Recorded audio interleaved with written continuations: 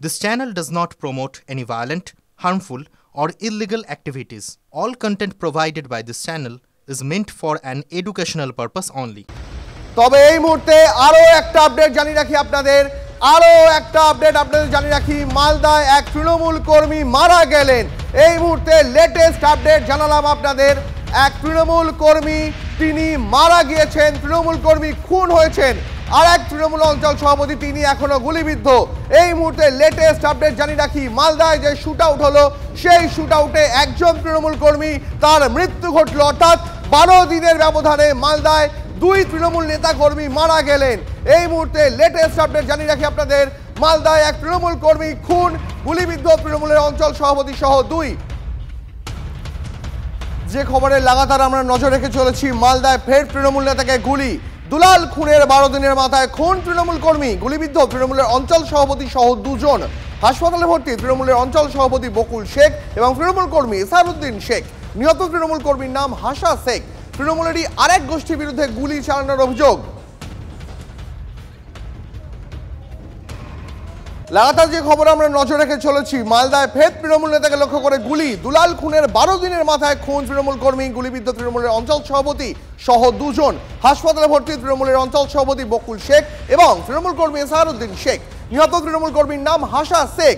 মাত্র 12 দিন আগেই তৃণমূলের জেলা সহ সভাপতি দুলাল সরকার, তাকে গুলি করে খুন করা হয় মালদার। আর তার 12 দিন পর আবার মালদায় প্রকাশ্য দিবালোকে শুট আউট, 3 জন গুলিবিদ্ধ হন, তার মধ্যে 2 জন এখনো হাসপাতালে ক্রিটিক্যাল অবস্থায় ভর্তি, 1 জন এখনো পর্যন্ত মারা গেছেন খবর পাওয়া যাচ্ছে।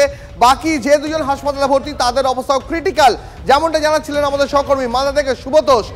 এর আগে আপনাদের জানিয়ে রাখি, মাত্র 12 দিন আগে দুলাল সরকার, তাকে তাড়া করে দোকানে ঢুকে গুলি চালায় দুষ্কৃতীরা, আর তার 12 দিনের মাথায় আবারও সেই একই কায়দায় মালদায় শুট আউট, এবং এক্ষেত্রেও অভিযোগ তৃণমূলেরই আরেকটা গোষ্ঠীর বিরুদ্ধে।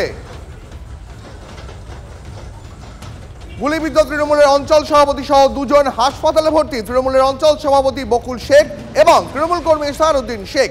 নিহত তৃণমূল কর্মীর নাম হাসা শেখ। তৃণমূলের আরেক গোষ্ঠীর বিরুদ্ধে গুলি চালানোর অভিযোগ।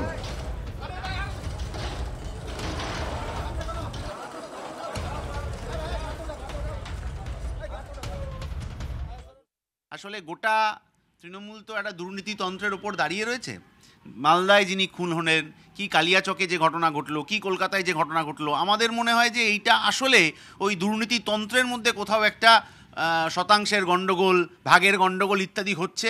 সেই জন্য যদি সেটা না হয়, অন্য কিছু হয়, তাহলে কি কারণে হচ্ছে, প্রতিটা ঘটনাই আসলে পুলিশের যে দপ্তর, পুলিশ মন্ত্রীর ব্যর্থতার দিকে আঙুল তুলছে।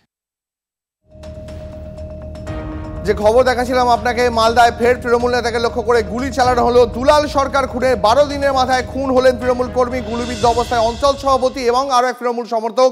তারা মৃত্যুর সঙ্গে হাসপাতালে পাঞ্জা লড়ছে।